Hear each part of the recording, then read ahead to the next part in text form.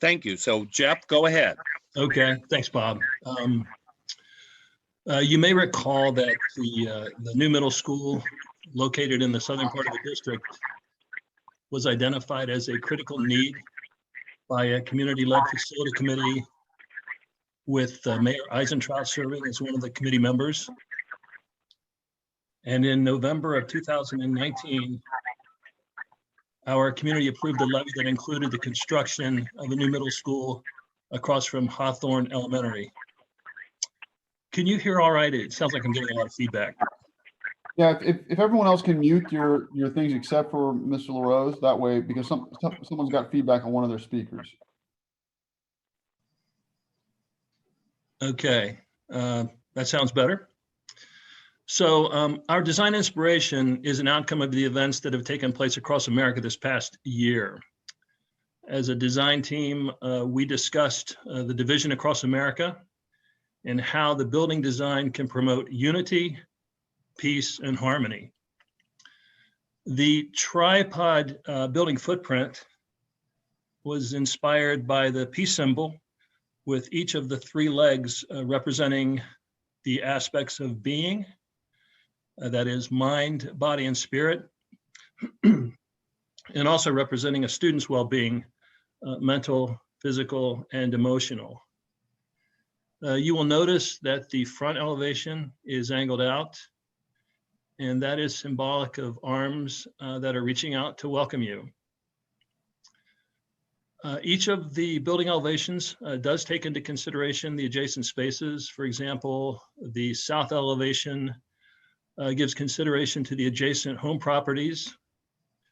This elevation looks similar to the new elementary school that was designed to blend in with the neighborhood, with the MI homes that flank the new elementary.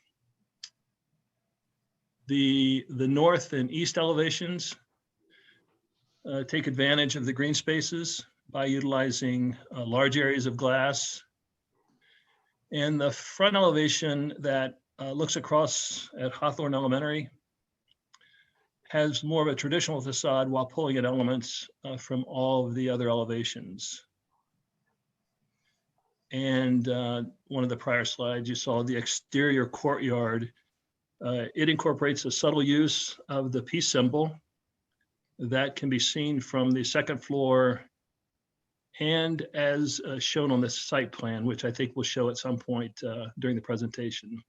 So we have committed to a very aggressive schedule to open the new middle school in August of 23, just 1 year after opening the new elementary school. And we do want to thank the commission for your time and consideration, as well as Mr. Fisher for his guidance and his advisement during the design process. Thank you.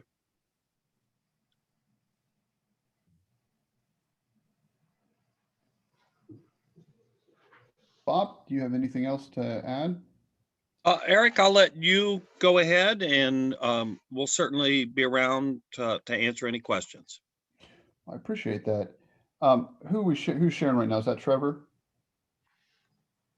It is. That's right. Okay. Trevor, since you've got it up, why don't we go, and I'll just run through my thing with your thing up. Why don't we go to the kind of primary site plan and we'll kind of start there.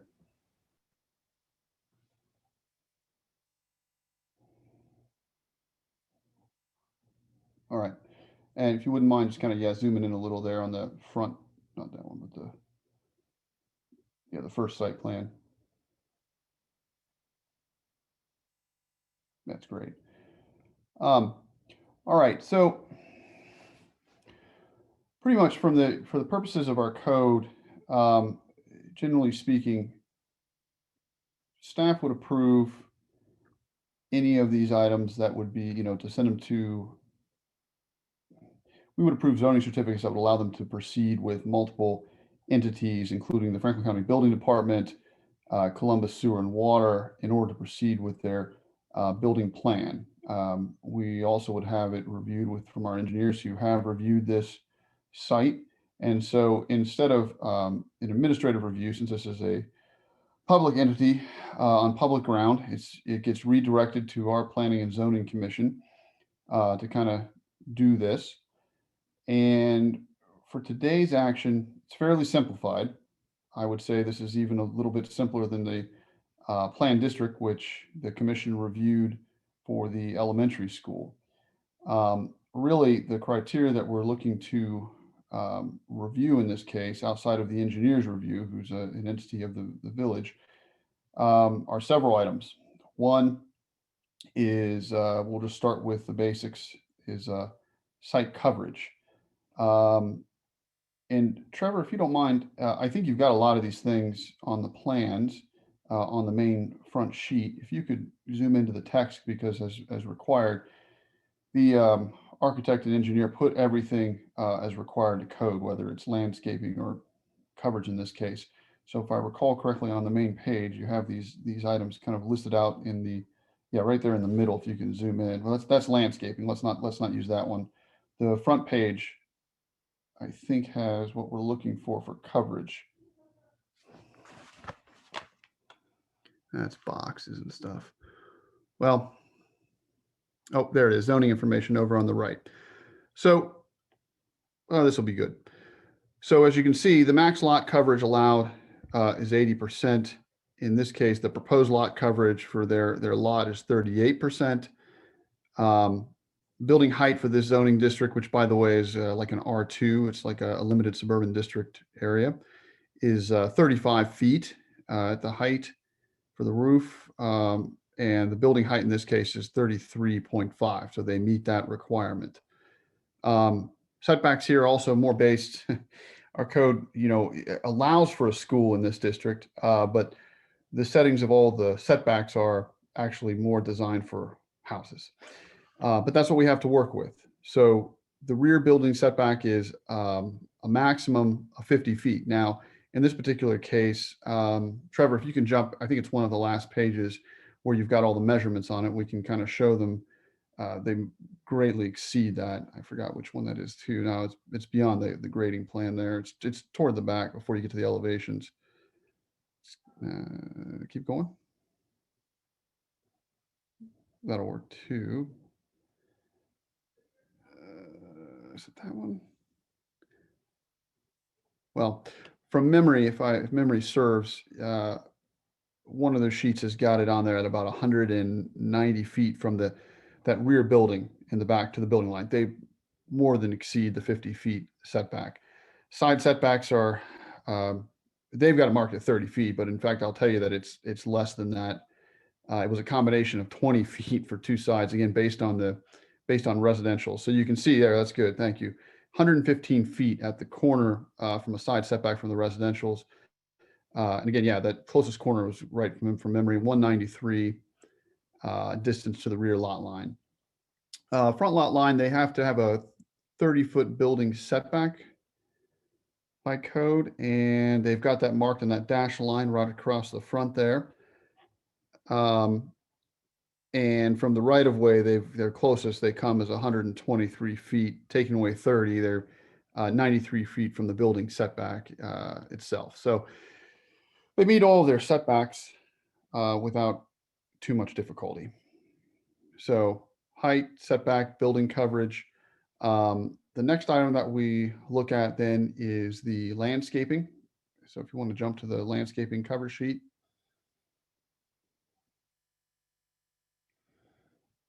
And right in the middle, you've got your, I think you've got your data right there. Zoom in on that middle for me, I appreciate it. So yeah, so basically from our code, they've written in the ground coverage and tree requirements. They've got their square footage on there, and their required trees are 49. So that they've thrown in there. So meet their requirements. So not going to be a problem. And then I think we'll jump to, I think the last thing then is go back to the site plan, and where we've got some parking numbers. We've got to talk a little bit about parking. And in fact, Trevor, yeah, why don't we show the site plan real quick, and then bring me up that adjusted sheet that we talked about the other day. Perfect. Yep. So, well, this isn't the highlighted one. This is the right one, right? I think it is. You just didn't have the highlighted one. That's all right. So this one's important. Is this the, yeah, the required spaces are 226 based on our code. Now, the school has got some interesting requirements here because in order to get some of their lead credits, our code is old, right? So it has an old set of requirements in it. It doesn't give, it's not looking, written back in the 80s. It's not looking at current energy standards, environmental standards from water quality and all of that good stuff that go in there. And it just looks at it from a straight impervious surface requirement per square foot. And that's our code. Now, what they've done here is they've said, okay, well, we have to have, in order to get our credit, in order to meet our lead scoring, we can't exceed 158 on site, right? Now that, of course, is less than the 226. Now, what's interesting here is that they do have an additional parking overflow on their other site, which is right across the street at Hawthorne. And so when they count that, it's 271. Now, our code actually allows for this. And so I'm going to, if you can unshare your screen, I'll share mine real quick. Thanks. See if I can do this correctly.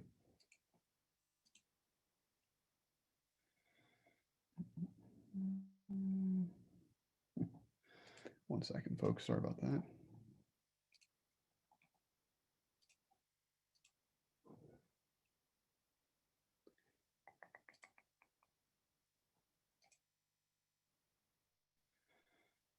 Okay.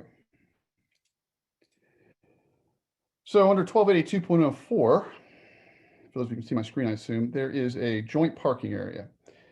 And it allows, shall be on the same lot as it used to be searched up, the owners of two or more separate uses may establish a joint parking area to provide the total number of required off-street parking and loading spaces for all such combined uses, subject to the approval of council and to such conditions as may be imposed by council. So as it turns out, they will have to go to council for the approval of their joint parking area, subject to the approval of this board on all other conditions. So that's the only item that's, fortunately for them, they don't have to go through a zoning process, but they do have to go to another meeting at council and see council about getting that approval for their overflow parking from Hawthorne to, the middle school. One thing I'll say from a best practice standpoint is typically when we look at these kind of sites, we typically, when we have flexibility, rely on the users to know how much parking they need. The school and Bob, or even Jeff, perhaps you want to speak to your knowledge about the spaces you provide and how that function works real quick for the commission. Yeah, I'll be happy to. Trevor, if you can bring back up, Eric, if you could let him share. Trevor, if you could bring up the where we've done the analysis.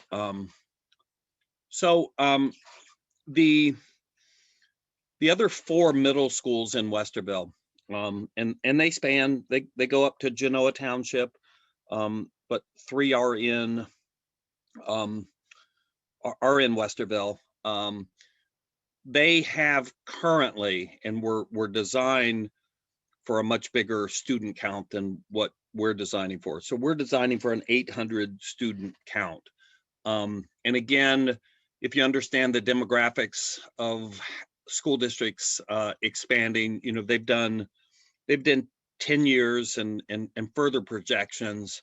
The reality is a lot of Westerville City Schools area is built out. So they're not looking at too much additional growth in the future within the school district. So the reality is that with this new middle school, they are going to be able to reduce the student count at the other middle schools, but our new middle school is designed for 800 students.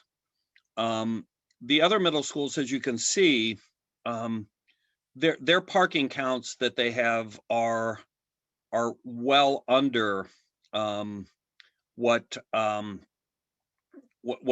zoning code shows, and we're for 800 students, if you look at a parking count per student, we're pretty much over what the other middle schools have. And the generally the day-to-day parking is absolutely well served. There's has not been an issue even at some of the larger capacity schools. Genoa Middle School is one that has a very similar situation where they do have an adjacent elementary school that they would share parking with if there was an event going on. But even then, very rarely does that come into play. So the district, and I will turn it back over to Jeff to make sure, or Jeff or Scott Dorn, to reassure you that the 158 parking count for this middle school is more than enough parking. And with the overflow parking at Hawthorne, we should be very, very well set.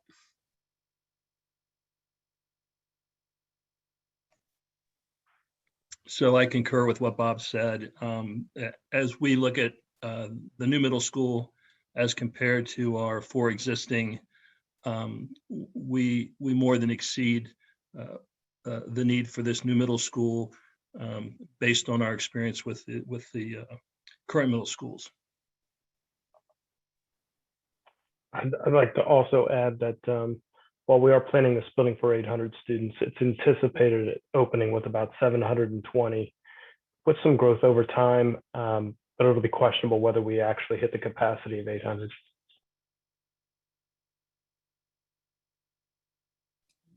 Okay. Bob, do you have anything else there? Okay. All right, so that's parking. They do have to go to council for approval of this part of the plan. In addition, Mike Flickinger, our engineer, reviewed several items here with the site. He had no major issues with the site plan. He had no major issues with site drainage. They will still work out, as engineers do, work out some final details of that, and that's typical with any of these developments. And they'll have to meet what the engineer's final approval is prior to completing construction. The final item that is particularly, I know, of interest to the commission and will be, of course, to council as well, was the traffic impact study. And the comment from Mike overall is the study is in good shape. There was a number of review comments he sent back. The major item, that obviously from the standpoint of the middle school and its construction deals with far view and how that is to be adjusted. So the initial review shows that, they're going to have to add some left-hand turn lanes according to our engineer. We're going to have to work out on some widening design criteria for that. And that is something that, since that's related overall to the flow and to the parking, council can also add those as conditions as part of the code when it goes in front of them here in the next couple of weeks. So those are that'll give time for everybody to kind of work out some plans to put in front of council as well. Since I'm assuming those were not ready per our discussion the other day, aren't ready in time for today's discussion. Yeah, Eric, we would like a little bit more time. Absolutely, and you'll have it. Yeah, thank you. Council has to see it anyway, so that's going to be for them to decide. With that said, I open it up to the commission to ask any questions or clarifications at this point before we talk about a motion. Eric or Bob, is there any anticipation that the widening of roads due to the traffic study would that all take place within Minerva Park right away, or would any homeowners' property lines be affected? No. It's all going to be along Farview, which right now both the new middle school and Hawthorne are, it fronts both. Yeah, he can show some of it on here, but it pretty much extends from the right of way. They've got space outside of the paved road, which you can kind of see in dotted lines right there. So, and since if they need more space, the school is obviously in control of their own property lines there, and I'm sure will be working to, adjust for that where necessary. And this is all something that we'll obviously handle along with the engineers. Thank you. I had a question about the landscaping. Is that the first page, like the final plan as to what's getting planted where, or? Sure, let's go to that real quick, Trevor, if you could jump on that page there. I see that's about the only thing we really have. Well, there's some parking codes, but the landscaping is really the only, code that we have to kind of oversee, I would say. In Well, that, yeah, we don't really dictate, except there's a list of trees. We don't dictate too much on the private land, what they plant and don't plant. well, I'm there's rules about coverage. sure the school district will take some suggestions if you want to see something. What's that? But I'm sure the school district will take some suggestions if there's some specific trees that, yeah, Bob shaking his head, yes. So if there's something specific, as long as they meet the planning code, which they have exceeded, then we're good with the plan in general. But if you want to make a suggestion on trees, and even doesn't have to be tonight, by the way. Well, our code reads that they're supposed to submit a landscape plan. That's it right there. Okay, and that's what I'm saying. That's my question is that, and in the landscape plan, aren't they supposed to designate what trees they're planting where? Yeah, it's there. Okay, well, that's what I'm trying to understand. I see that. So those are the trees that they're planting, Yes, and they've specified which ones are going, I don't know how they, yes, they have them all marked and I mean, they're there. okay, I'm just trying to, I know there are people who are very concerned about the plantings in the village. So I want Sure. to make sure that we've got all the information that we're required to have. Sure. And again, I'll just state, if I wasn't able to figure out what trees going where from this plan. does I see anyone want to jump in on that or help him out? Yeah, hey, Dave, we do have our landscape architect on, Dave Guapone. Dave, do you just want to give a brief overview of how you read your plan? Yeah, absolutely. So if you look at the plant list, there is a code associated with each species.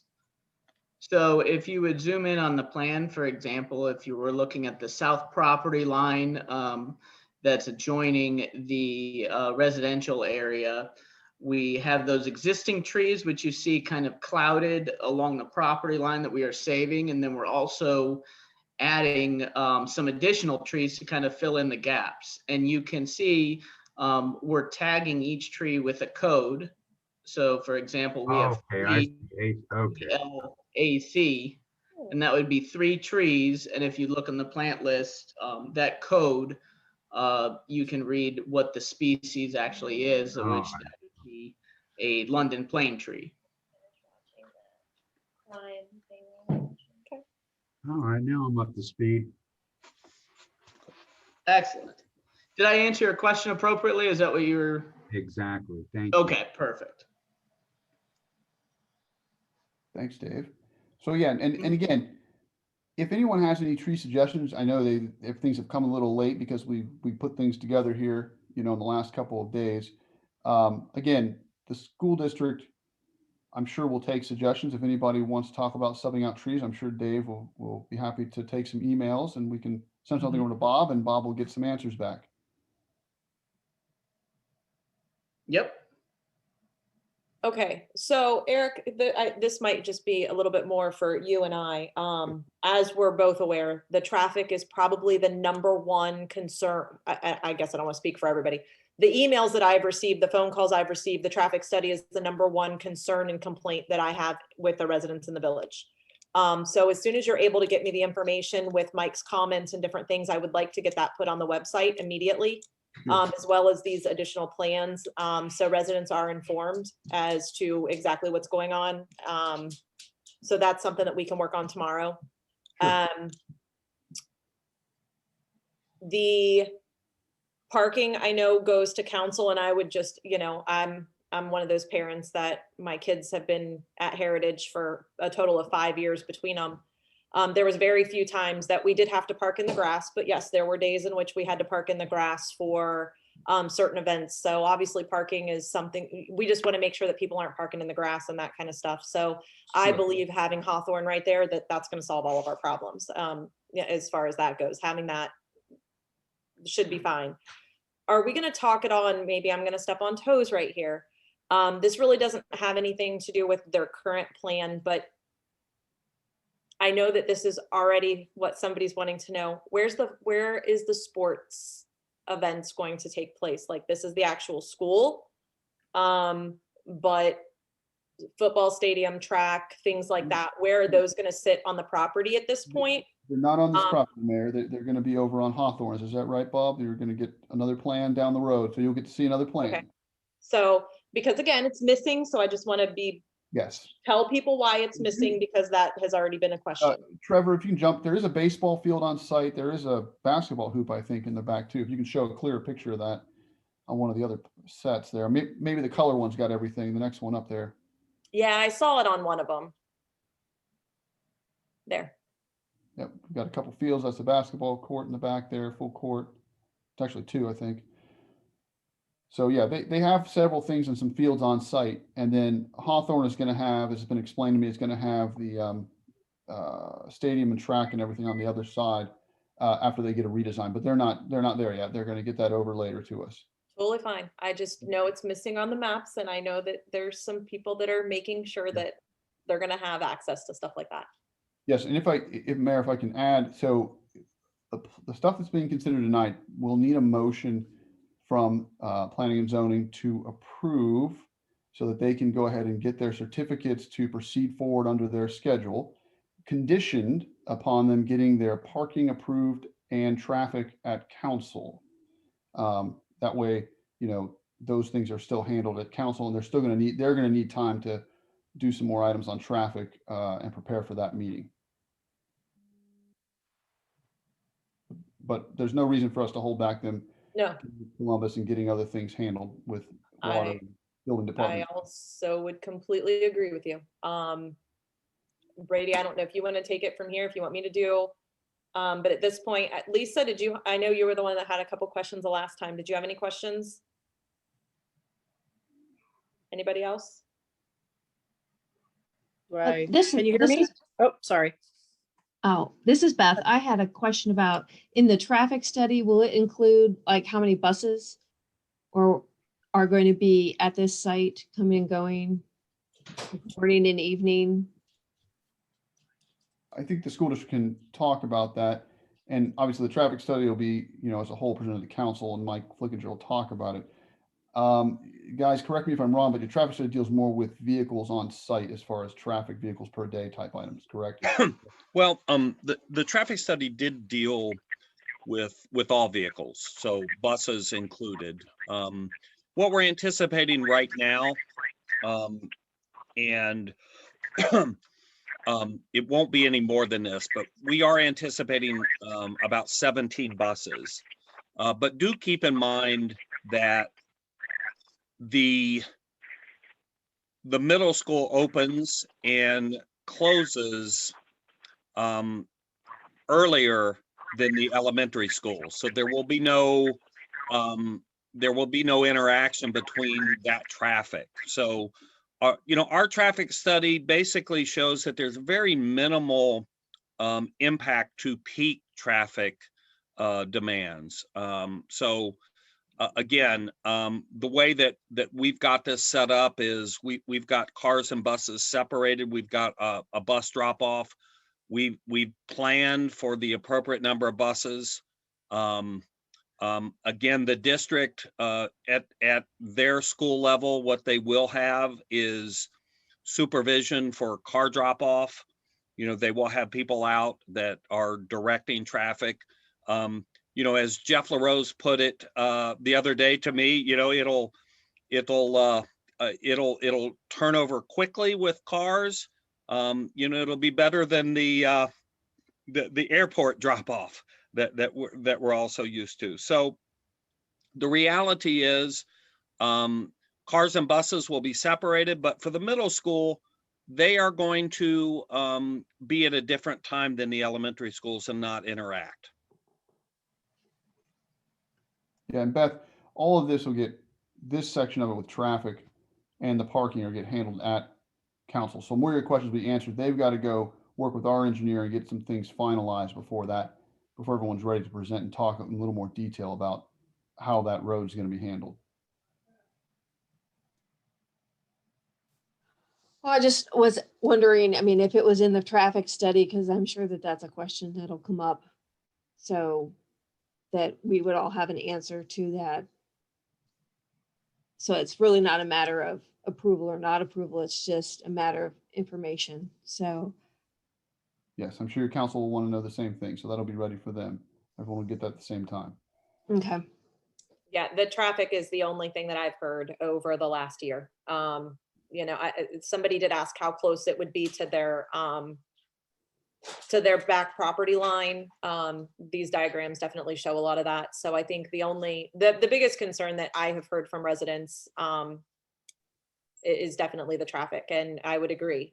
Dropping kids off, you guys pretty much have it down to a science. So as far as dropping kids off, they go in one. I can tell you you know, on rainy days, it's worse.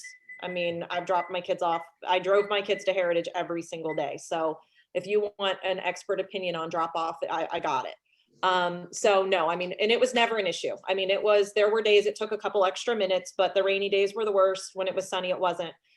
This really doesn't have anything to do with this diagram, but this is just a general overall question. Are you guys at all concerned knowing that we don't have any sort of sidewalks or anything like that for the kids that are walkers? Like, is that, not that we can change that and not that you guys can change that, but that's also a question that a lot of people have, you know, the middle school, early in the morning, it's still dark. So now we're shipping most of our kids to walk even earlier in the morning. Has that been a concern for you guys? Well, I'm I not don't, asking anyone specific. Jeff, go ahead. this is Scott Dorn. Oh, go ahead. I don't know if it's a concern, but we would certainly love to have more kids walking or riding their bikes to school. It's just healthy, a healthier option. The newer portion of VMI homes certainly will be able to walk. You know, from an activity standpoint, with the track on the other side of the street, we are planning on creating public access coming from the west side of that, where you have your pool. Okay. And so maybe that would allow for some more kids to walk or ride their bikes from that direction as well. So we would love it, but I don't think we have a concern. Good answer. I'm Yeah, done. The So additional sidewalks would just allow us to reduce the number of buses from where we are at 17 right now. okay. So it sounds to me that, you know, the role of planning and zoning is to approve this plan, and then of course to approve or deny any variances. I don't hear really any variances that are not going to rise to the council's level. You know, the parking issue will be addressed by the actual elected officials of the village, and the results of the traffic study will again make it to the elected officials of the village.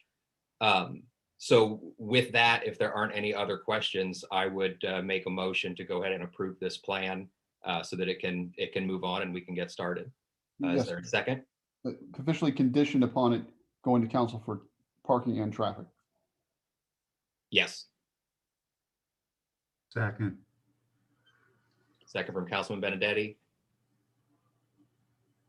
I suppose we'll actually take the roll on this. That'll be good. So Sam,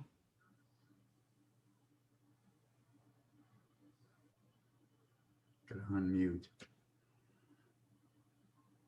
He's nodding yes. Sorry, aye. Beth, Yes. okay, I am a yes. Mayor, Yes. My unmute. you're good. No, I'm good. Okay. Tony, Aye. okay, and then just for good measure, would the non-voting members like to express any thoughts? Nope, I agree. I agree as well. Okay, with that, it appears that the motion passes. Wonderful. Thank you, Westerville School System, and we will get with your professionals and get a date for seeing council. Thank Great. you. Thank you very much. Thank you very much. Thank you. Have a good night. Thank you, Eric. Thank you. Bye. Bye. 20 or 40 minutes, that's not fair. I wish we were done. We have a lot to do. Just kidding. Okay, I think we're good. All right, cool. So moving forward with what's left on our agenda, we decided, remember, to punt the area number 1 to make room for to make time for the presentation we just had. So we did want to discuss, continue to discuss the amphitheater. And I know that Beth and Eric had both done a little bit of work. So Beth, I think we had Eric kind of roll the work you did into what he's about to talk to us now about. Actually, Beth did a nice job on her presentation, so I would say on that, she saved me some work, actually. So Beth, if you'd be so kind, if you share your screen there and show your presentation, that'd be awesome. And then I'll jump into what I wanted to talk about. Great.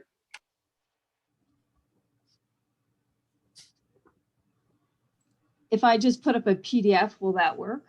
Or, Yes. okay. And then, let's see, share screen. Oh, I guess I got a lot open here. I just hope I never have to share my screen because that'll Whoops. never happen. Can everyone see that? Now we're, Yes. Yeah, I saw you had the one up, you had your presentation up, and I think you jumped to your, what I sent you earlier. landscaping plan. Oh, okay, well, let's see. So it might be, I've got 2 screens, so There, is it, now do you see it? yep. Yes. Schiller Okay. Park. Whoop. So let's see, where is the full screen? Here we go. Okay. It's been a All while right. since I've been to Schiller Park, but that doesn't look like the stage that I'm. Well, I looked up Schiller Park, and that was what came up on the came up when I Really? mean in German I don't Village. know, I was drinking that day, maybe. Oh, well, and the other thing I saw was down here on the lower left where this, they had a number of different stages that they had built onto the stage, or stage sets for different performances. So it may have looked completely different depending on what performance they were giving, if they'd built out the stage. So anyway, so since Eric had mentioned Schiller Park, I put that in there. And I put these together mainly just because I started looking like, okay, what sizes are amphitheaters? What do they look like? Materials. And I put this together just so people could look at them and start to get an idea or sense of, what we would like to see down there in the space. So I'll just. I know click the through. ones that had, So this one I pulled up because it had the screen, and I know in the last meeting there was mention of having a screen doing, nighttime movies. So I thought this was a interesting example of how they had the poles there, and that they would just pull up that projection screen as necessary. And then I put up here a list of some of the considerations that were brought up in the last meeting, and then a few more that I thought of as I was putting this together. So let's see, size of stage, accessibility on and off stage. We will need an ADA ramp onto the stage, in addition to steps, or maybe just a ramp, or just maybe the ramp. I've seen some with just a ramp and no steps. do you know, should there be a backdrop or not? There's lots of different types of seating, as you'll see, everything from concrete or stone or grass to actual built benches, or even there, I think there was one with wood benches or no benches. So, you know, all those are options. Restroom facilities, storage, a roof, yes, no, you know, that's kind of like, is that something that's wanted, not wanted, future? There were a couple of them that came up that showed projection booths and actually hard built projection booth so that they get the projector up high. Accessible seating where people in wheelchairs would sit. The sound for the stage, whether you want that to be a natural amp or have it some type of amplified sound. And then, of course, we talked about acoustics. There's lighting, parking, trash and trash removal, and ongoing maintenance. Obviously, any type of structure in there is going to require additional, rather than just having, you know, the zero turn mower zoom through there and cut the grass. There's going to be a lot more trimming and maintenance to the space overall. And then scheduling of the events, like who's going to handle that and how's that going to be handled? And also, like, if you have a performance, who is the organization that pays the band? And if a band costs a certain amount, then what does the ticket price need to be? Or how big does the audience need to be to support having a band that's paid, or some type of performance that's paid? I mean, that would probably come with some type of a business plan. And not to say that these all have to be answered right away, but I just wanted to start documenting some of those items that are out, questions that are being raised that will need to be responded to at some point. This one, yeah, so this one I pulled up because of it had this stone stage and it had these buildings on each side of the stage. So I thought that was an interesting or similar treatment. It also was concrete. The stage was concrete on this one. And this one, the Scott Amphitheater, the trees gave it really natural look to it. The consideration with this type of thing is the trees affect the sight lines to the stage, but on the flip side of that is the trees inside the seating like that provide shade. So in the middle of summer when you're having a performance, it's nice to have some type of shade over the audience. We're not allowed to have trees in our dam, so. Oh, on the dam, I wondered about that, yeah. Yeah, that's. Because of the root structures, okay. Exactly. And then this was just like, this was a grass on the stage. This one had brick on the stage. This backdrop was an actual built structure. And The one then, right there is the one that looks like it would fit right in with the one in the bottom left corner. Looks Oh, like this one? it was photoshopped on top of our dam almost to me. oh, yeah, there you go, done. But yeah, so then starting to show some roofs. This one, of course, is a very natural rustic type of structure on that one. And then this was more roof structures and again, various roof structures, stage materials. There is recommendations for having something at the back of the stage if it's built up so people don't tumble off the back. This one they have like, it looks like restrooms or storage or something here on the back of that stage area. But see, they have the ramp up and on that. A ramp coming straight onto the stage. And of course, this structure was pretty utilitarian and modern looking. And then these were more open kind of ideas. This one was some seating, some hillside, fencing around the back, the ramp up onto the stage. Again, ramp up onto the stage. And this one had a projection booth. And then this one was, actually this one I was at, this one's from a place in New Hampshire. And so this one is quite, the Victorian structure on it, but it just, when I was there, the band was sitting on the stage. So whatever size this was, it wasn't big enough because they added steps and they added a platform on the front.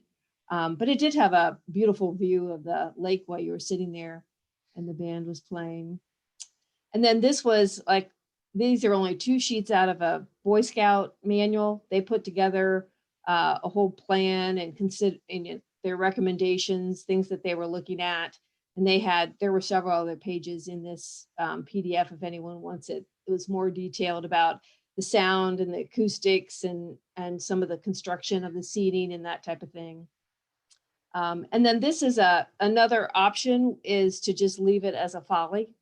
And follies were in the late 1800s, they were incorporated into actual landscape design as a focal point for the garden or for the landscape. So that's another option I wanted to put out there that doesn't even though it is the leftover amphitheater portion from the amusement park, we could take and shore up the masonry there so it isn't crumbling anymore, but just incorporate it into the landscape and have it be just, well, as they say here, give it the landscape a sense of majesty and magic.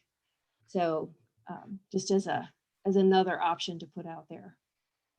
I think that's all I had to say about those things. I I appreciate would that. say that those all look like the size that we're looking for, or Yeah, when I was going through looking at, some of them were huge, but I tried to pull some that were kind of the smaller scale because we're pretty limited in the area that is available down there. So. That's yeah. good. Beth, thank you for that. You're welcome. Samuel Young. Joined the meeting. All right. All right, so do I need to unshare Yes. or? Yes, if you could unshare and then I'll share my screen. Oops. Let's see here. I gotta find out where I just lost the view.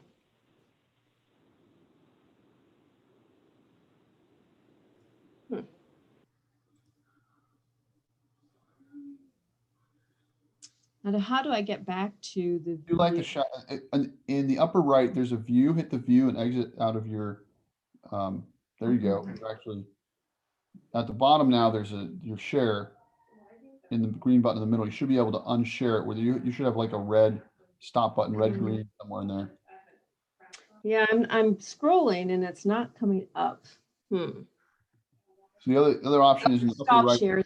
It's at the top. There we go. Sweet. Okie Okay. dokie. I'm going to share mine here. 1 second.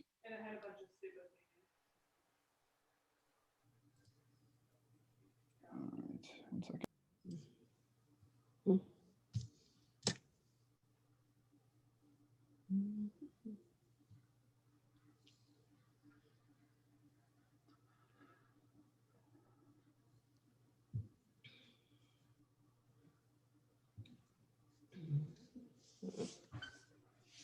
Okie dokie.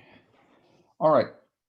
Following up on Beth's kind of theme where she's giving you some different ideas, I'm going to show you some more overviews and schematics and then we'll jump to the actual site itself just to kind of give you some, some specific views and understandings of what you're kind of limited to down there in what we'll call the depression.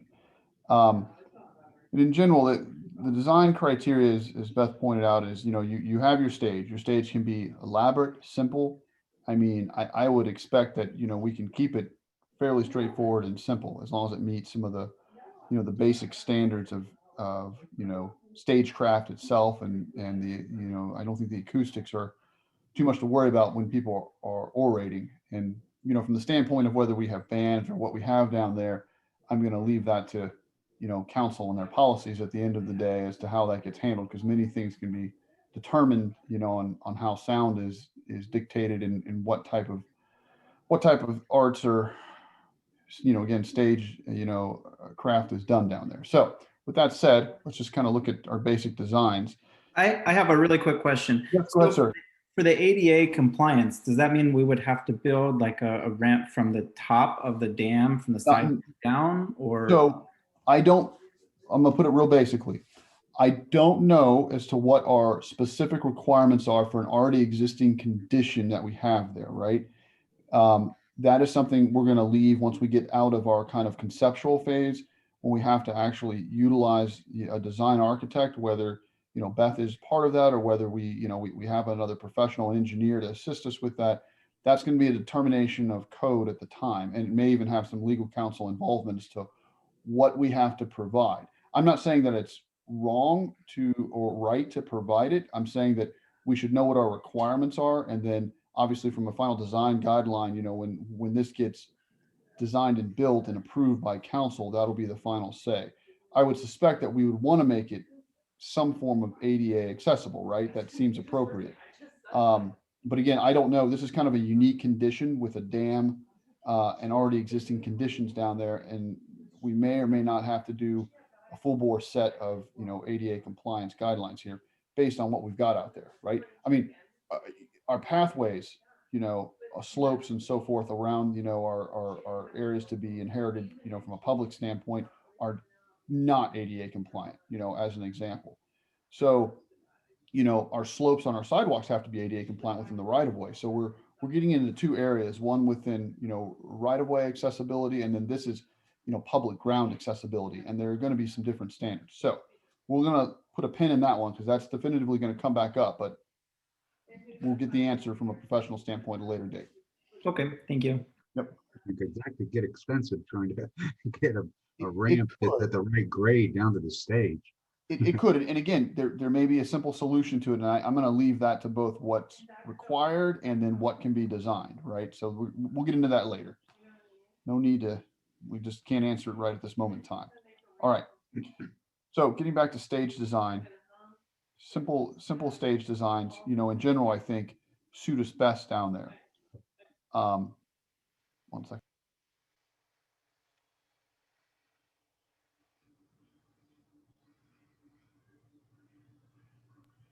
Sorry, guys, I had to jump off real quick. Okay, here's a kind of an interesting example where we have a hillside, and you're looking more at the amphitheater seating area itself. The stage is to the right, but it kind of gives you an idea of how you could build it into a hillside. Now, we're not obviously going to be able to build into our dam structure, but it doesn't mean we can't put something directly adjacent to the structure without impacting it. Again, this all gets back to what can be engineered. And there's cost to that, but we want to make sure we keep our options in mind open in that regard. Oops, sorry, jumped too quick. Here's kind of a different one, and I'll shift this around too, because where you can zip in, but you can kind of get an idea at the lower portion here. Zoom in here, where you can kind of see and it's for this red line as you're looking across, but you can kind of see the height. It doesn't have to be real high. You don't have to have a real steep slope. You got to have, some space, obviously. But from a distance standpoint, you're not looking at a long distance either. From his standing point, you're looking at maybe somewhere between 50 and 60 feet from the edge of the stage.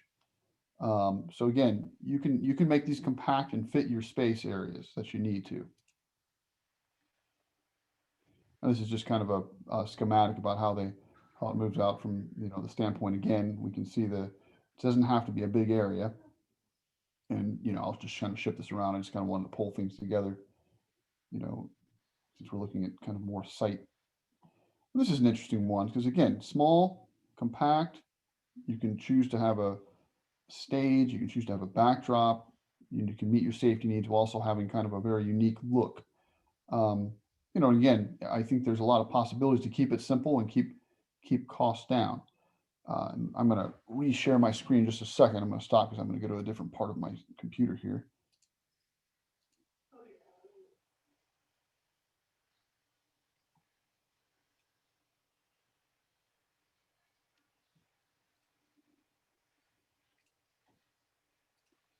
All right.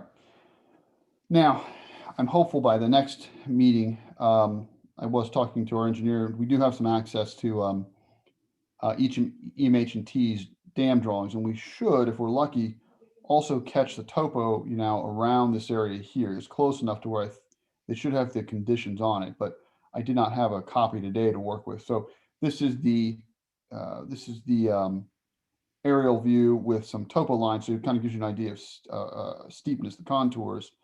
The two columns are here and here that currently exist in the overhead aerial, and you can kind of see from the contours that it's a fairly flat area. It drops off. These are 2-foot contours, so you're dropping off from this high point right in the middle, then low point in the middle, and then you're going upwards on the hill. So you're heading up a little bit until you hit these steeper areas.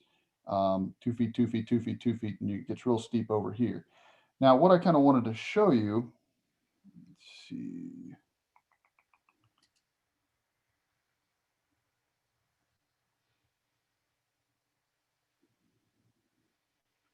This distance from this column to this column, oops, should open that back up, is about 35 feet when I measured it. So it's somewhere between 35 and 37. This is not entirely precise, but it's close enough for our purposes here. And then you can kind of design a stage, with these tools. Oh, it's not. So we just make something. Just make a pentagram, for example. I almost get to 1,000 square foot on that design. I had another one earlier that was 1,200 square foot. So that's your surface area. That's a pretty good sized stage based on, and right now it's got a little bit of an arc in the front. So actually it will be a little bit bigger if you follow the existing little 1 foot high stone wall that's right in the front there. But the purpose here is to kind of show you that, hey, you can fit something on there, and it's nice and simple, get you an easy 1,000 square foot plus or minus. And then it's really just a matter of how you would handle your seating in this area, right? I mean,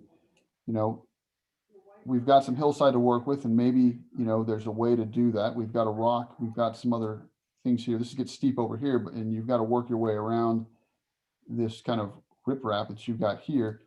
But you have room to work with, around this zone here. So the stage could even be, there's nothing against this. Is it feasible to relocate the existing pylons and wall? Yeah, it can be done by an expert, and it can be turned, and you could even run in this direction then, so I want you to, keep that in mind, that it doesn't have to face this direction. In fact, if you change its angle, faced more in this direction, you could get more seating and you wouldn't impact the wall, right? So a couple different thought processes as it kind of works out from this side to this side. This may be a better way to do it. So, and that's pretty much what I have for the evening, just to kind of keep the ideas going on this. Happy to, I guess, open for discussion. I would just toss out there that, again, thank you for this. This is really helpful. And even just this drawing that's on our screen right now, I think is really helpful to be able to start to envision things being, with the small amount of money that we're working with right now, relatively small when you're talking a project. I know that we're trying to figure out what this is going to look like at the end, but a thought might be, while we're trying to figure out what it's going to look like at the end of the money as well, would be that we could have a functioning stage without any seating whatsoever for a year or two. We want to be mindful of what it would likely look like eventually.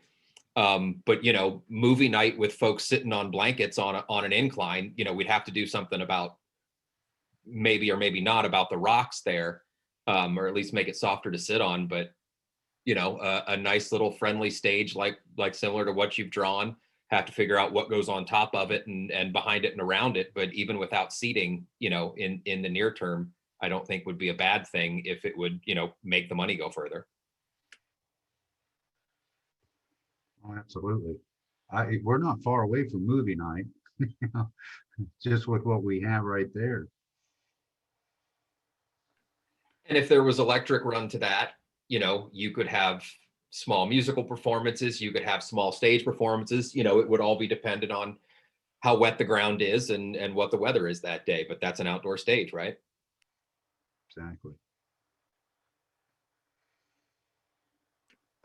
So we were discussing at the last meeting, you know, the hope is still to get a mason out to kind of give some thoughts on different size stages. Do folks have thoughts about what Eric has drawn here? Is that too big for what you were envisioning, too small for what you were envisioning, and by how much? Eric, how big is the stage the existing stage compared to what you think you got drawn up there? Is that, Sorry. Sure. 1 second while I make this happen here. So the existing stage, just to give you an idea, I'll show you where it's at here. So here's the pylon here. And just following it around where the arc is essentially. yeah, That's just to give you, that's 35 feet, roughly speaking, right?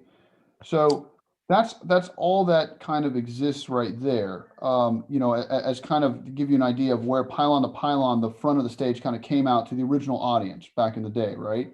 So all I'm saying is that there was more to it, like there are most of these stages that we were showing you. And I'm drawing it simply here, but there definitively would be some kind of area for them to work in, right? And there's a 700 square foot stage.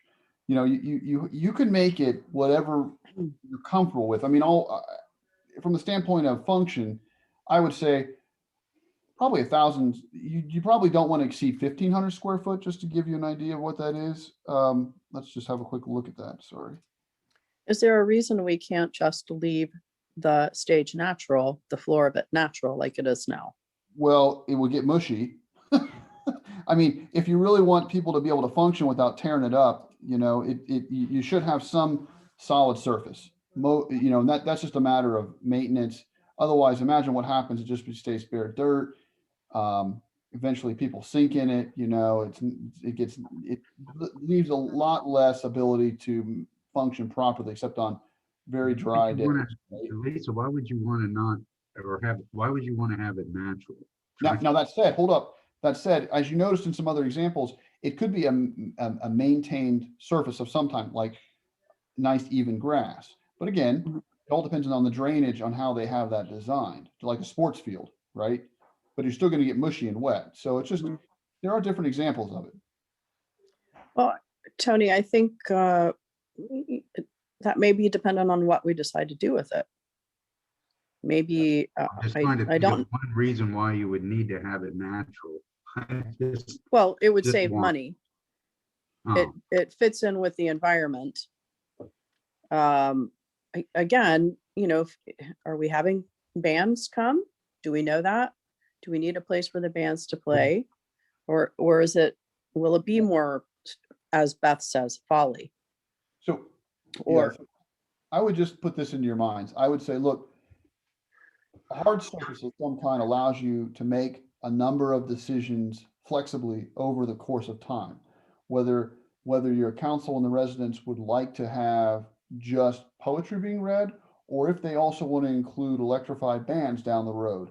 A hard surface leads to all those options being open over the course of time. And I'm a big proponent of providing for flexibility and allowing the community to decide the function of it over the next 20, 30 years, right?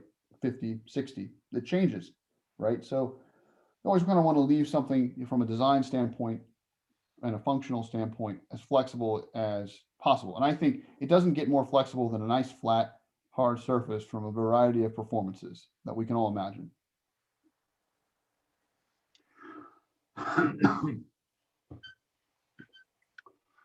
Well, I would add that another consideration on the surface of the stage, would be acoustics. The natural stage would provide more absorption of sound, whereas a hard stage has reflection of sound. And any type of a wood stage would also have more of a absorption of sound. So it's just how much reverb that is going to be happening down in that area. Yep. And that's very true. I mean, I would say. And look, then, we're and the trying- second part would be drainage. So it's going to you're going to have some type of drainage off of that stage, whether it's a slope on concrete or brick or whatever you're doing up there. There would need to be drainage if it's out in the open like that. Yep, agreed. And I was looking at that amphitheater that the Boy Scouts had, and their stage is 12 by 24. So 288 square feet. Yep, it's a nice little one. That's small, right? Yeah, that would be, let's have a look at that.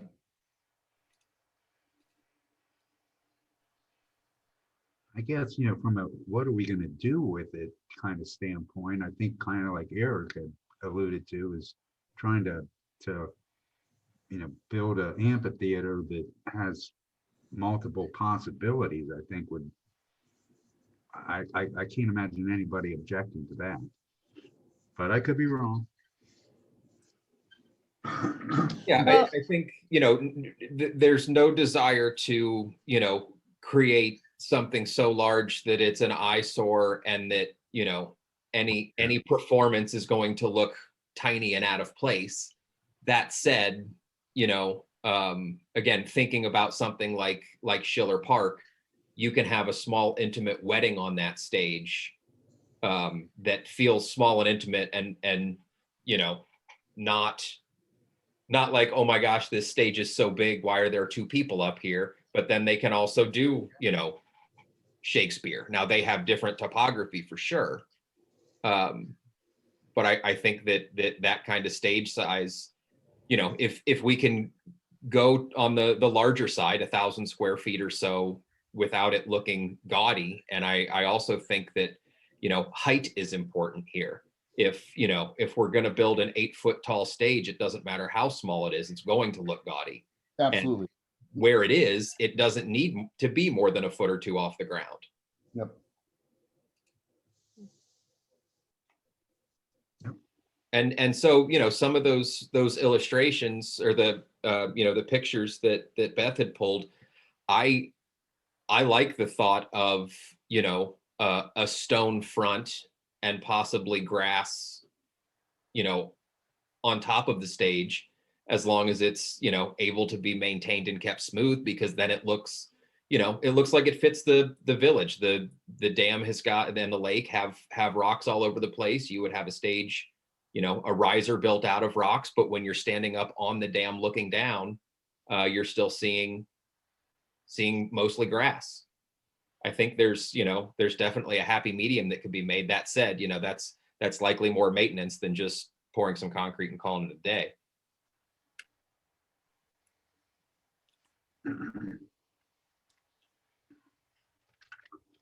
So I think in an effort to try and, move forward, I think we're still gonna, before we get into materials and specific sizes and heights and things, I'm still hoping to get input from folks on overall size.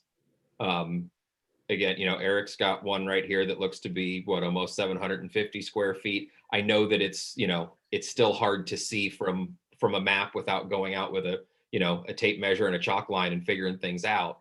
But do we have thoughts? Do folks think this looks way too big or way too small?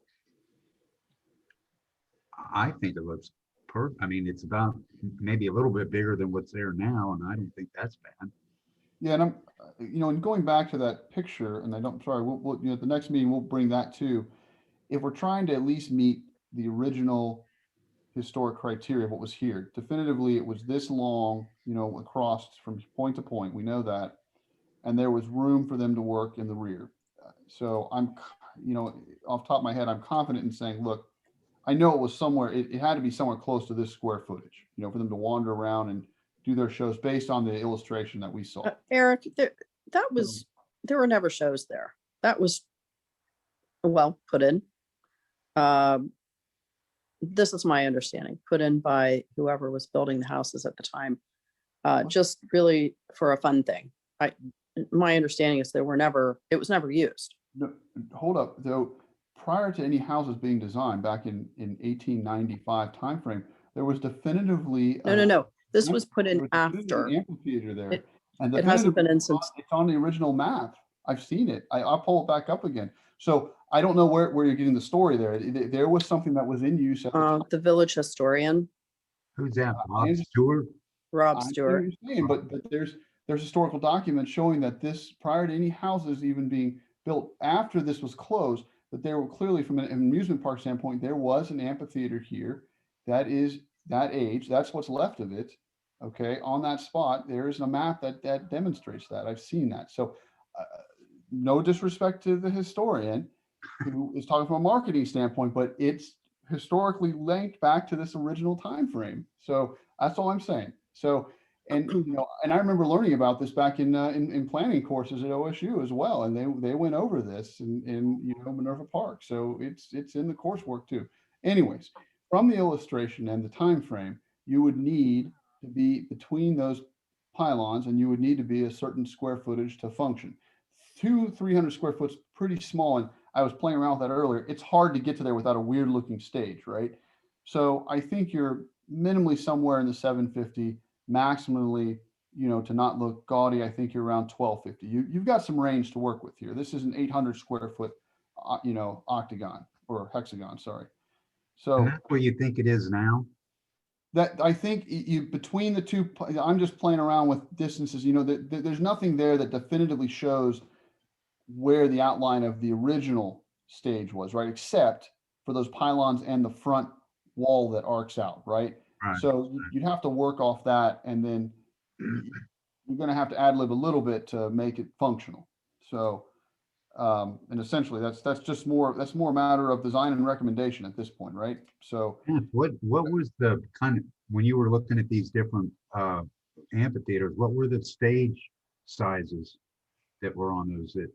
So I knew someone, it was you, Tony, who's going to ask me that. What we will, they range, right? They range, as Beth has stated, even the one, you got 200 square foot, but the ones that people work in those areas, we could measure Schiller Parks, actually. That's actually a really good idea, just to give you another example. Turn this off real quick, sorry. Well, not to get too hung up on size of stage here, but I'm just wondering, what's the process for the, I mean, I know that there's this grant money out there that's what we're kind of shooting to get, you know, the matching funds for that. But in terms of the approval process from this committee, does everyone on this committee, I mean, has it been like everybody's agreed that, yes, we're moving forward, that the amphitheater, you know, like there was a vote that happened before and everybody was like, yeah, let's do it. And then, so now there's the planning stage and the grant came through and now there's a planning stage. And then all this information has to go to the council and then they have to approve it, or So- I'm trying to understand Sure. what So the Beth, process is to Yeah. go through that this will be approved. so Beth, there's obviously a couple different ways, a couple different pathways to make these things happen. The one that we're kind of pursuing is that planning and zoning under its duties has the ability to make recommendations up to council. Now, you're going to be able to conceptually make the recommendation that, you know, council back some type of project here, okay? Now, you're going to meet a stage here pretty quick, as we can speak to from experience on those of you who've served on the commission, a number of you have, where, for example, the landscape architect is a good example. At some point, it has to go back to council with the recommendation, because council's got to appropriate you money for certain professional work. Now, on this particular grant application, there's a little bit of professional work, right? I don't think, it's not in front of me, and I'll have to re-review it for the next meeting, but you don't have to do a whole design at a certain point. You do have to get the building plans. You do have to say, hey, we've got money appropriated, but there's stages for the grant itself to be allotted money. And council is going to have to be a part of the stages of telling you it's okay to get your cash, essentially. So you will have to, sorry, I'm a little bit distracted while I'm doing this.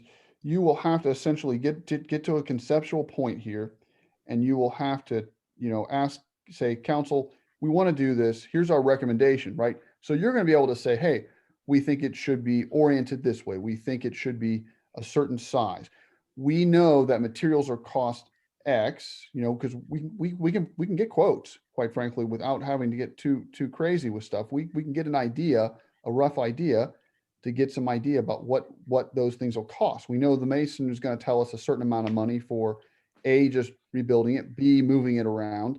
We can get options. So we can put things in front of them and say, hey, we're fairly confident we can be within, say a certain amount of money. Maybe it's $5,000, maybe it's $20,000 plus or minus, right? But hey, council, we need money to go ahead and get an architect to kind of do this all up so we can get a proper estimate at this stage. And have our plans that are ready to go to building, in order to officially receive our grant. And oh, by the way, you also need to make sure you have to appropriate the matching funds. Well, in fact, you have to appropriate all of the funds because it's a reimbursable grant. So council's got a few points in this whole thing to make decisions. At this stage, I will tell you that you are making generally conceptual design. That one's about 1,500 square foot, at least for the front part. I think, if I'm not mistaken, is this back part of the structure? It must be the back too. So yeah, the shadow here's messing me up. Must be this whole piece. So it's going to be, this is about a 3,000 square foot structure easily. What's the measure of the exterior? It's not all stage usable.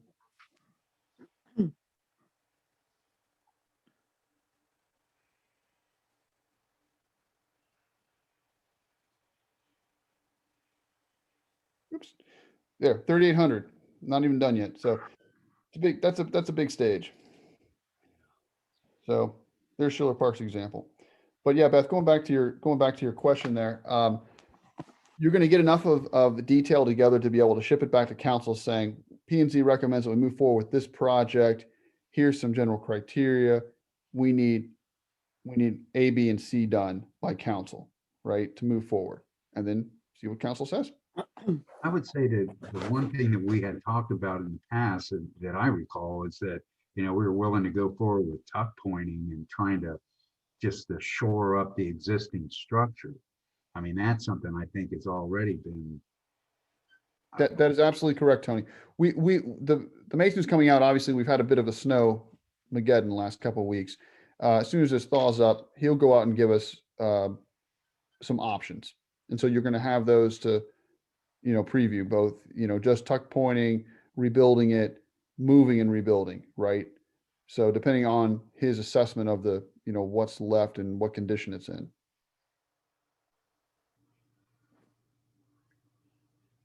One thing I would caution, I know when they did the dam, a lot of people were very upset how many trees were taken out. Of course, that had to be done, but I think, I don't know if the size should be dependent on that, but you might be getting a lot of feedback if you take a lot more trees out. Just a thought.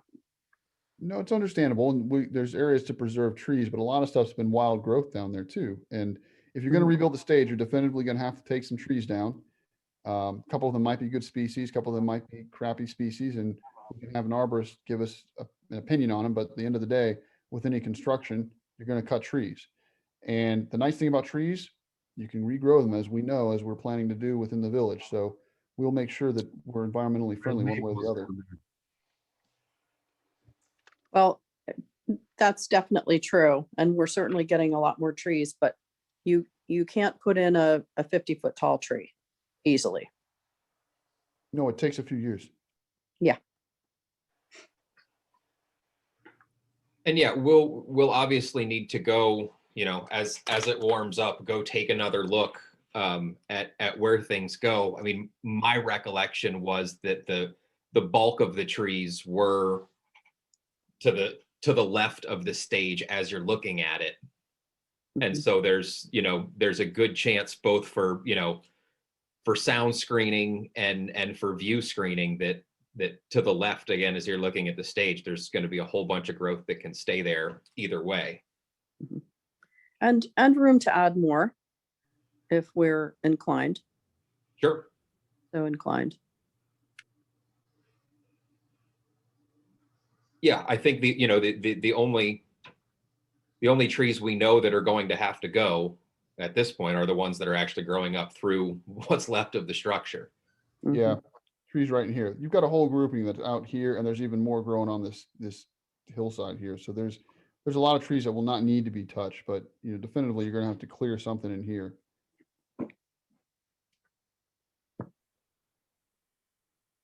So again, in an effort to try to move forward, if we're thinking about we'll say 800 to 1,500 square foot stage, does that seem unreasonable to anyone? Sounds good to me. And this is, obviously subject to the mason coming out, actually getting a look at things, just trying to make some progress tonight. As far as, narrowing one thing down that we think we can. We've looked at all these stages. I'm sure everybody has a different idea of what it would ultimately look like, but if we can get close to the same page on the size. Yeah, I think 1,500 sounds huge. That's almost my house, a little bigger than that. That sounds huge. But again, it depends on what are you doing with it? What are your plans for it? 800? Yeah, I would say again, your sweet spot's in between 800 and 1,200 for this area. I think too, it will depend on how much seating you can get in there, because you don't want a stage that's gigantic with just a puny little amount of seating. Yeah. So I think the two have to be balanced out. Yeah, and the space. I would agree. Yeah. So Eric, did you say that there is a as-built grading plan or topo out there, or someone's checking on it, or? Okay, so to repeat, there is obviously work that's been done on the dam. There are as-built for the dam. There would be grading and topo for the dam. How deep they got into this area, and I'm kind of optimistic that it would cover some of this because it's so close. I don't know just yet. I have a link. It didn't work right. I have to have the engineers resend me the link. Hopefully I'll have that in a couple of days. And then I'll be able to look at it and see what we've got. And if it's something good, we're in business. Get it out to everybody. So. And then just so everybody had voted on this and was on the planning and zoning, like there was a vote and everybody's like, yeah, let's move forward on that. Is that? Well, this was part of the discussion regarding the green spaces, and this was identified as one of the green space items to focus on. I don't know that we ever had a vote. I don't know if it was really that doesn't need to official, be. was it? It doesn't need to be formal. There were a number of things that people worked on, if you recall, including your lily pond. We came up with a plan that was approved by the commission. Yeah. Well, but Beth's asking if there was a vote. Right. I don't know that we ever had a vote. No, I would agree. I would completely agree. I think what Beth is kind of, I'm not going to go crazy in detail on it, but this is part of the green space plan. I think everybody was on board. How elaborate that we were planning on going has never been discussed. We were told that we got the grant, but that was kind of a surprise. And we basically took, in my opinion, this, pushed it in front of everything, and we started running with this in comparison to many of the other things that we had been discussing and talking about. And that was what I was alluding to in the last meeting.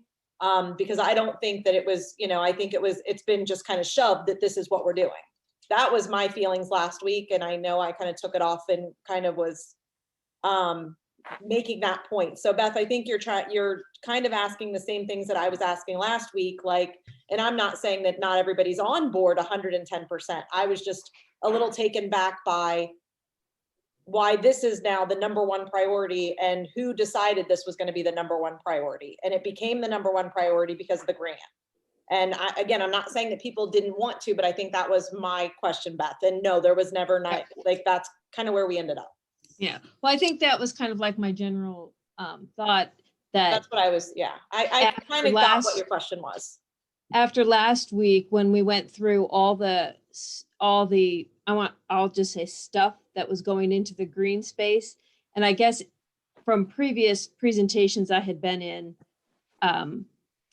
it had sounded like the green space in the reserve area was going to be a green space, like more of a, I want to say more of like a naturalized park.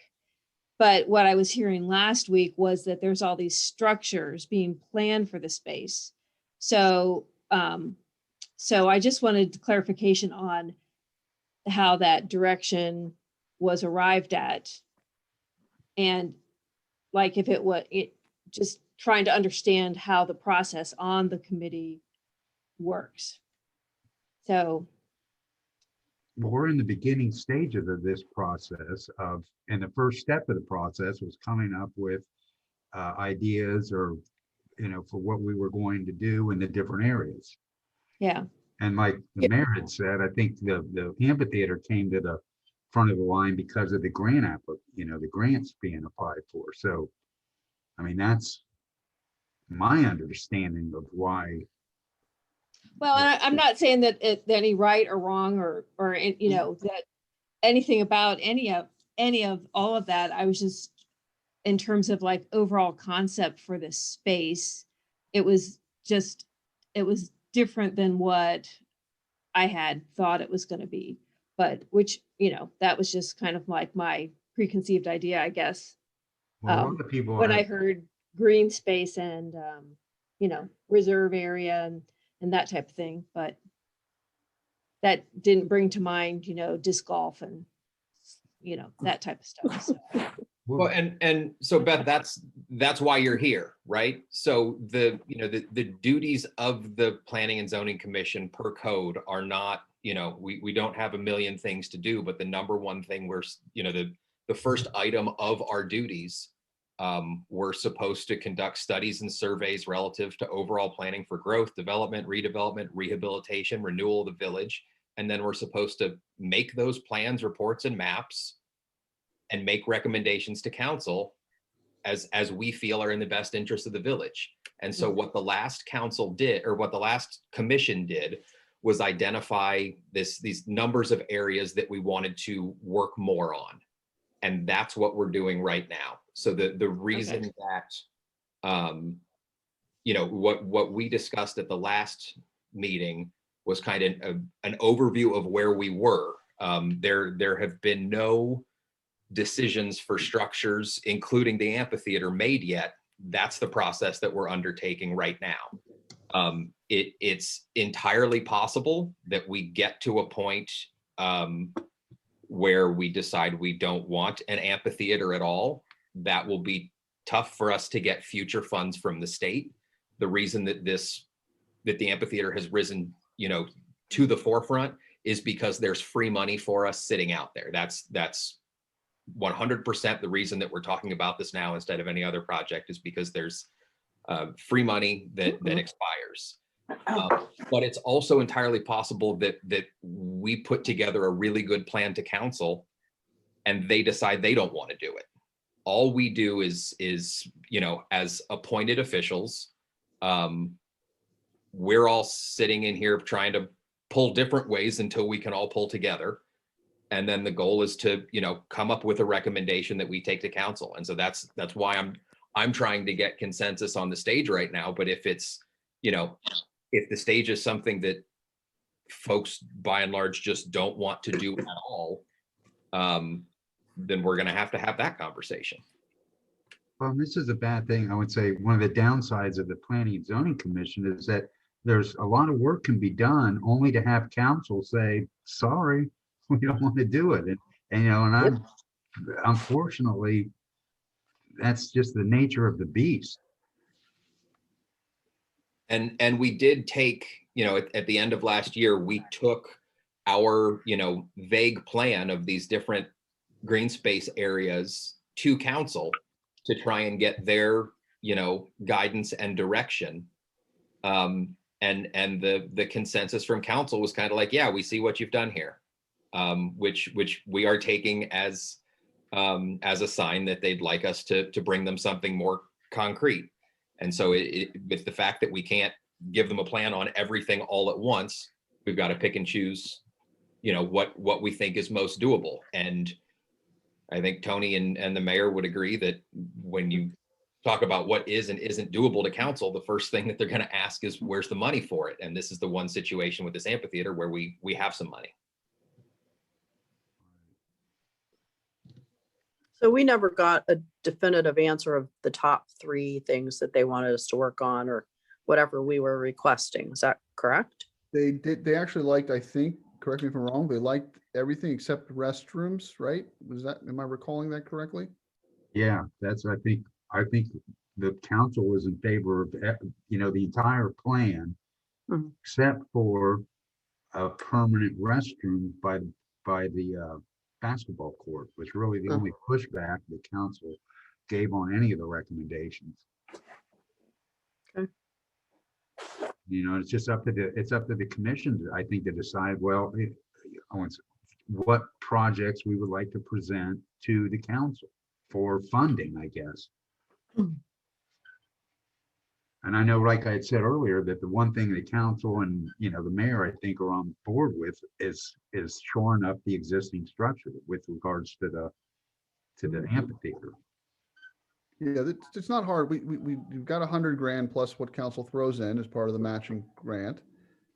I think there's a, you know, even though it seems like a lot, depending on how grandeur you go here, it may not be enough, but as Brady has pointed out before, there's gonna be multiple years of phasing and getting money for a project as it grows. The simplest thing here, I think, is to decide, let's start with stage size, height.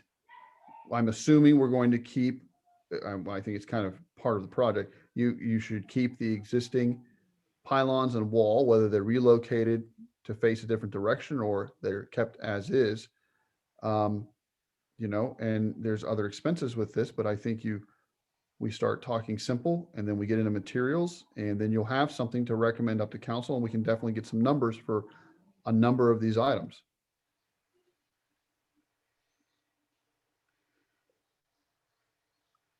Yeah, and I'm thinking that, you know, maybe 1,500 square feet is a little big, a little bigger than it needs to be. I'm thinking, you know, 8 to 1,000 maybe might be a better estimate. Agreed? Yeah, I was thinking 1,000. 1,000 seemed pretty reasonable to me too.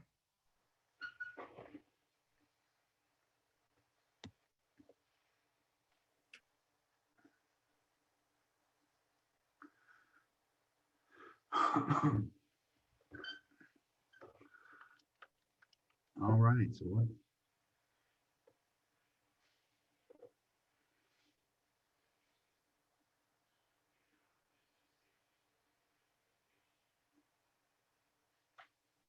So did you say that the Mason guy's coming out when things warm up? Yeah, he wanted to come out, obviously, we had talked right before our Snowmageddon stuff started a few weeks back, right? So it just got too cold and he steps out of town right around this time anyways, because it's just, he can't do any work in the extreme cold outdoors, right? So, but he was back in town and thought he would get out here and then all of a sudden we've got, you know, 8-10 inches of snow in places. We walked over there, but you know, you can't safely get down in there with, you know, snow on the ground. So he's coming back as soon as this melts and he'll give us a definitive, you know, some definitive options. Prognosis. Yes. So we're probably a couple of weeks from that, but we'll get there. So we will in setting the agenda for the next meeting, if folks think it sounds good, we'll go back and start a discussion on that improvement area 1, which is the Black Sycamore side. And then we will, I'd like folks to keep thinking about the amphitheater. And hopefully between now and the next meeting, we can maybe get the Mason out and start to, get some ideas on that. My hope is still that we can get, a sandbox put together, and then we can ask the community, mostly, the folks whose backyards are looking at the amphitheater, to provide input on what they want that, on how they want to come play in that sandbox. It would be great to get, their thoughts and input. And the one thing that we need to remember is that the function of the stage, who will play there and how, and what hours and how much it will cost and all those things, those have nothing to do with P&Z. That those will all be made at a higher administrative level. And so we need to make sure that we don't get bogged down in those conversations, but that we, yes, we do have to have the purpose of the stage in the back of our minds, but we should try and do something that is, vanilla for a stage that can multi-purpose and can be used a lot. And with the input from the community, I think we can start to make some progress. And again, there's always a chance that we realize that this is just not something that folks want. But I think we, with an option of free money, I think that it's, our duty to try and move it forward. So if that sounds decent, as I said, the next meeting will be that improvement area 1, which is that area over Black Sycamore. And it will just be, let's start talking about things we want to see and see if we can all agree on 1 or 2 things. And then the next meeting, we'll try and agree on 1 or 2 things, and we'll put a plan together to take to council on that improvement area. Are you talking about the pond next to Black Sycamore, that area? There's an We had active area. the pond area, and then as you walk kind of down the trail and to the left, Okay. there was some more green space over there that we thought about incorporating. And we're just thinking about what we might like to see. Yeah, what we'd like it to look like. I know, when we walked it last year, there was Mhm. talk of, mulching a path around the pond for a walking path. There was a talk of, maybe another bench there. Somebody said something about trying to stock that pond if it was possible for fishing. Talk of the seating area down by the loop. Just everything that folks want to see, and exactly how, the hope is that things, nothing will be as easy as the lily pond, but the thought is if everybody stares at something and says, yeah, that's exactly what I want it to look like, then we can move forward. And, Lisa, I think you missed the last meeting, but the lily ponds, I think we're pretty much ticking that off. We've got the grant for it. We all pretty much know what we want it to look like. And the mayor's been given authority to put a bench or a table out there, and we're going to mow that little tiny area to make a seating area. And so that's one spot where, if only they could all be this easy, but I think that's going to be a great little area for folks. Well, it's not done yet, so easy to plan, but a little work. Right, but we've identified funding for all of the elements. It's, obviously moved along further than anything else. And, and again, we were all in agreement on it, which is impressive. Yeah. So Eric or Mayor Hughes, if anything else that you guys would like to add this meeting, or? No, I think that's good. And I think will be helpful to send out a kind of a purposeful checklist, we'll call it, for different elements, right? To keep it simple and kind of see what people have to say about that. We're talking about things like height, square footage, materials. We can get into materials a little bit, wood versus concrete versus grass. It will be good to get kind of a little bit of a feedback from all members. So we'll find a way to get something out to everyone to kind of go through that at the next meeting. Yeah, and again, I think, the hope is that, Eric, if you can help give us a large menu that we can help narrow down into a smaller menu so that we can go to community members and say, you know, instead of what do you want for dinner, we can say, here are some things that we'd like to cook for you. It's a whole lot easier when folks can pick within when they have to come up with something on their own. But again, we're definitely seeking their buy-in. Yep. And just remember, everyone loves chicken. Winner, winner, chicken dinner. Right. Okay. Yeah, no, I understand. Yeah. No, Lisa, we kind of do need to talk about, the lily pond is not as easy as it sounds. I think we kind of decided that we were going to do something with that, but we have a list of a lot of different options. Lisa had sent it out to everybody. And this is just, first I'm going to say this. I feel like I threw Lisa under the bus and, you know, basically volunteered Lisa to like do all of this stuff. I'm happy to. I know you are, but you know, I also want to make it a point that, you know, I'm not expecting Lisa to be the one to do everything on this. So she had reached out to Mad Scientist, as you guys are aware, got a quote for me. And then we kind of had a little discussion and thought, well, that's really not enough. There's other things that need to be done. And so she actually had gotten four different quotes for added elements to the basic quote. We've already done our first reading with, because it's a contract, I have to go through council, 3 readings and 30 days. And we've already done reading 1. However, the amount of money that I did for reading 1 was solely the most inexpensive thing, which isn't going to do what we need it to do. So, you know, we have X amount of dollars in the Parkland Fund, but, you know, again, how much do we want to invest of our own money in this particular thing? Because none of these projects are going to be free, and there's only so much money in the Parkland Fund. So how much do you guys want to do in this lily pond? We know that the edges, and Lisa, you're probably going to have to chime in here, but we know that the edges all have to be, the grass all has to be dead and all of that. So that's going to cost money. The first thing Diane asked about for that was, you know, how are they killing it? Making sure it's an herbicide or whatever. So that's going to be one of the discussions, is how are we going to kill the grass and what is everybody okay with, and exactly how are they going to do it, Lisa?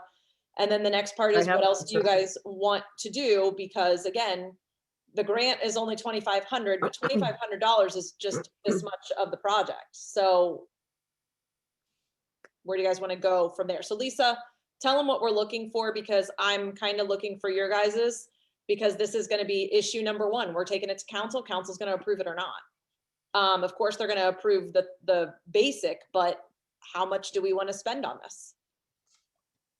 So go for it. So I sent, I don't know if everybody saw it, but I sent an email, I think last night, kind of outlining the latest quote from Mad Scientist. And I had a good discussion with the gal about the herbicide that they'll use. I'm not crazy about those.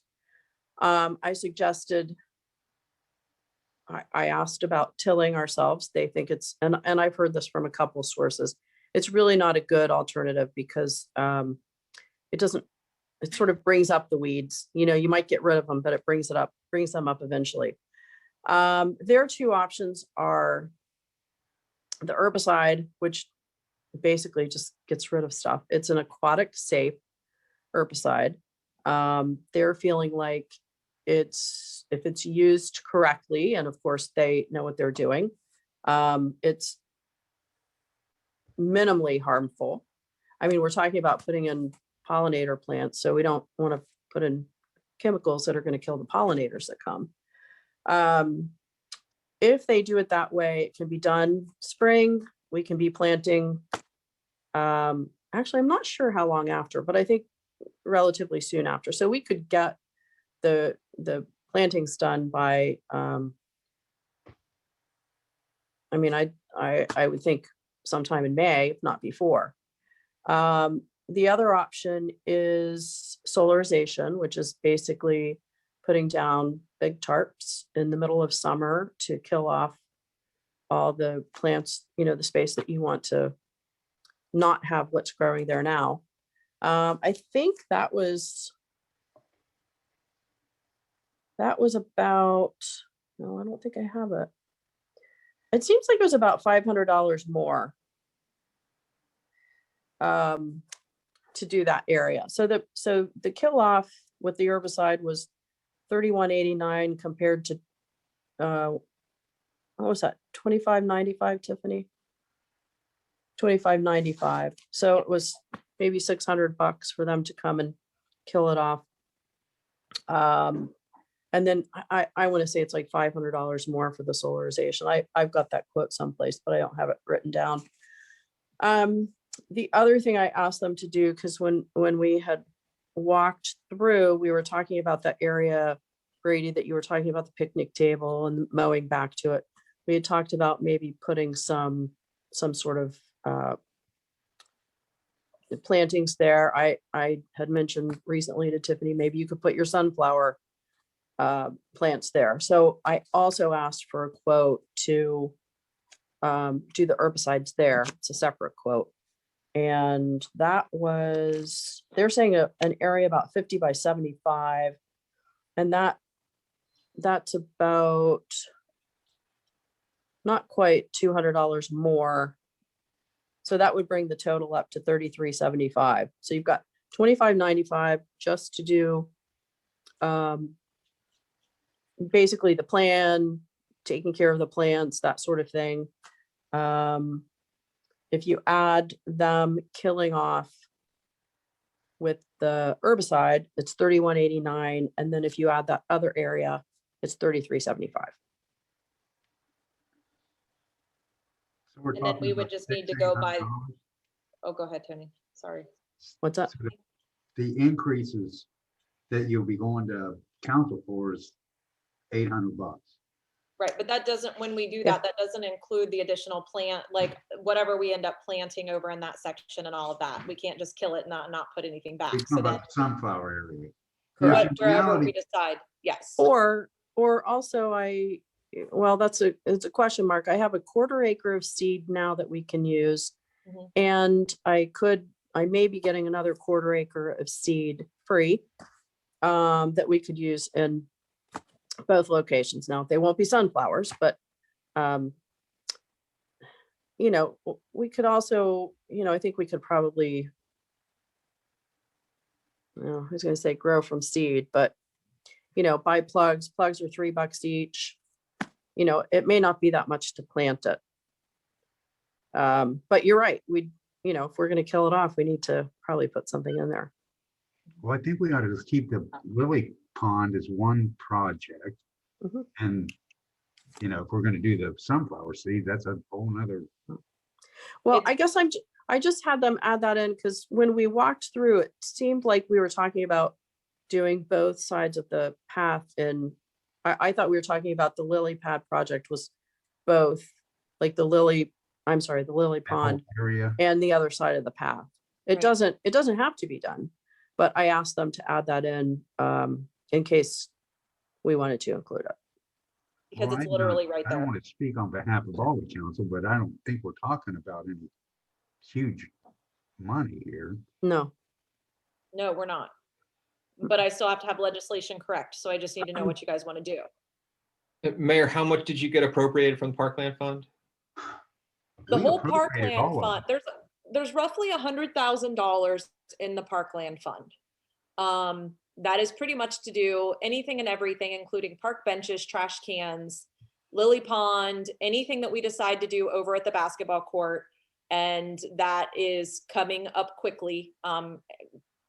Whether or not we're going to do anything, I don't even know if we can use it for surveillance or anything over there, but there's discussion of, the safety issues over at the basketball court and what we're going to do over in that area. But yeah, there's roughly $100,000 and that's to do anything, everything, plantings, trees that we decide to do, and any of the green space. So any additional park type things that we want to do. And I once guess- that money's gone, it's gone. Yeah, Like I there's guess no my replenishing. my thought would be if we've identified 8 areas of green space improvement, and if we can do one of them for $1,000 out of $100,000, then that's kind of a slam dunk in my opinion. Mhm. To go ahead and do Go ahead and have them clear the area across the pond and for, another $100 buy, whatever kind of plantings that we can to put in that, picnic table area or whatever we're calling that. I mean, Could we- $1,000 seems real I'm reasonable. sorry. Could we say, I mean, we're looking at 3375.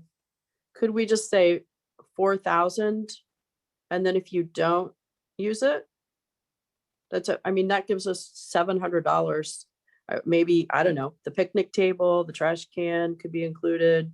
I didn't include, oh, and the other thing is Beth came up with a wonderful idea to have a little bridge across the pond, which of course that cost isn't included, but I think that'd be lovely. But could you do something like that? Say, I don't know, 4,000 or whatever you'd say. And then if we decide not to tackle Yes. that, just don't spend it, or? Exactly. What we'll do, and that's just where we have to figure out, and Tony, this is what the question came up. The reason that I need to know tonight is because we have to finish legislation tomorrow. So we can get the packets out Friday for the additional readings. If we can put it on the same legislation, we will do that. But since it's coming from two totally different funds, we may have to do a little bit of legislation a little different because one is a grant and one is coming. So I'm not sure exactly how they're going to have me do legislation, but if I can just get it done in a one swoop, we're already one reading in for both the appropriation and this project. I just have to fix the number on it. And yeah, I mean, I typically do that with anything that I can, I'm going to say this on a live stream. I can't believe I'm going to say this. Anything I can get away with, I always round the number up. Just for the simple fact, you don't know what's going to happen. So I would prefer to do that. And then, yes, the money's, it just doesn't go anywhere. It just sits there. I would do like if 4,000 is enough. Is that what we're looking for? That seems like a easily digested number. And that would be the total. I mean, you've already got Right. 2,596 for the grant. So you're not even, it's not even 4,000 really. Well, right. Yeah, I get that. 2,500 of it's free money. So I would say, Mayor, that we, go to 4,500 or whatever. Okay. I don't foresee that being a holdup with anybody. Yeah. Does So anybody yeah, I'll just figure out how they want me to do the legislation. And that's going to be however finance wants me to do it, because it's more about them making their life easy and not messing things up. So, Not have to do it again. and then have to do it again. Does anybody not want to see 1,000 or less from the Parkland Fund go toward this project? Then I'm going to say, let's do it. So Perfect.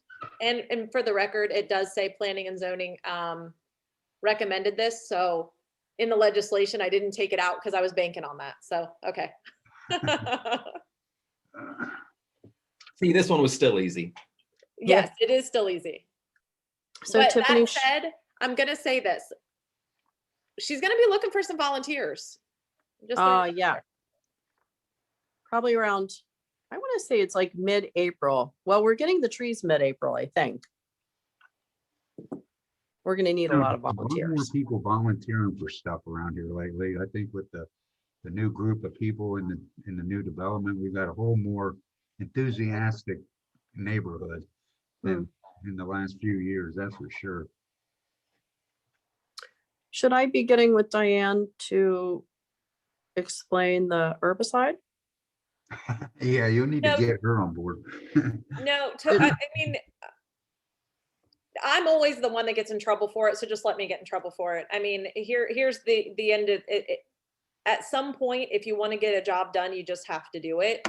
If you want to, if you want to make this a 2-year project, then that's what we would have to, like, is there anybody not on board with doing that? Like, is anybody going to literally have a nervous breakdown? Well, maybe me, but I know. I'm So if- not if crazy you're about on it, but I board- think it's the way to go. Right. If you're on board, I'm on board. I will just throw in that solarization is hit and miss. in everything that I've seen, if they're not going to give you a guarantee that it's going to work, and if they do give you that guarantee and it doesn't work, you're put off an entire other year because it can only be done on good hot summer days. So Well, it's and she did mention that you can have some weed seeds come back up from that. I mean, the herbicide really is, I think, all around, except for the chemicals, it's the best way to go.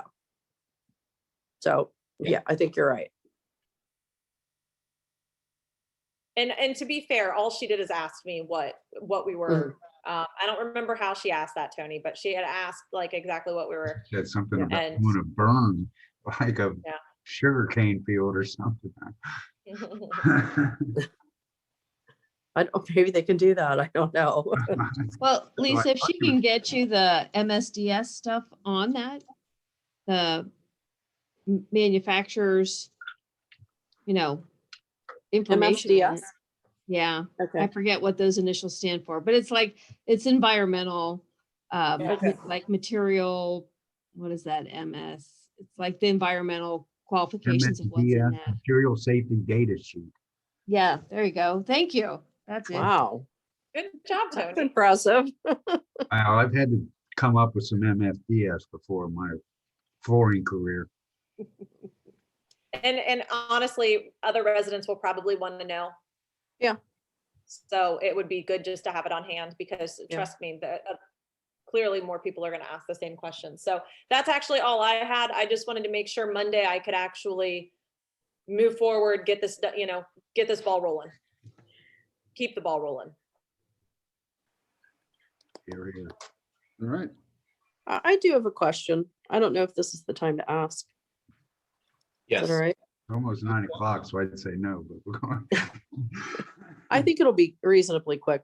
So I had also mentioned the plant sale that's coming up and ordering some plants. I know, Tony, you had mentioned doing a kind of a fruit garden. And they do have some fruit plants. We have to order by 3/28, so by March 28. So is that Is this part of the, something we can wait to discuss? Or is this the same people with the other trees that we're getting or something different? this is different. This is the soil and water, Franklin Soil and Water. But we have to pay for these, right? We have to pay, it's minimal, like 5 raspberry bushes are $30, but I'm sure they're small. But they're $6 each. And you also have to buy 5. You don't have to buy 50, but you have to buy 5. So I'd is like that, to see some berries of some kind. I think I it'd be would nice. agree. Yeah.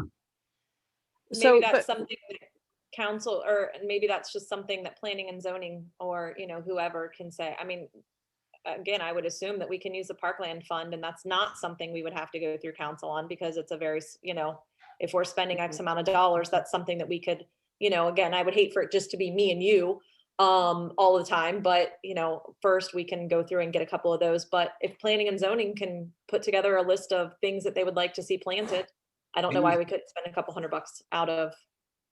These are sustainable plantings. Would they not be a perfect use for the Mary? Berry oaks, Oaks. Berry Yeah. oaks, oh. you could, Right? Like, isn't this That's- exactly what she wanted it to be spent for? yeah. They also have, Eddie was talking about white pines, a stand of white pines. Now, again, these are probably 2 feet, he might be thinking he wants, 10 feet, but they're also 25 for $30 or $25 for 30, something like that.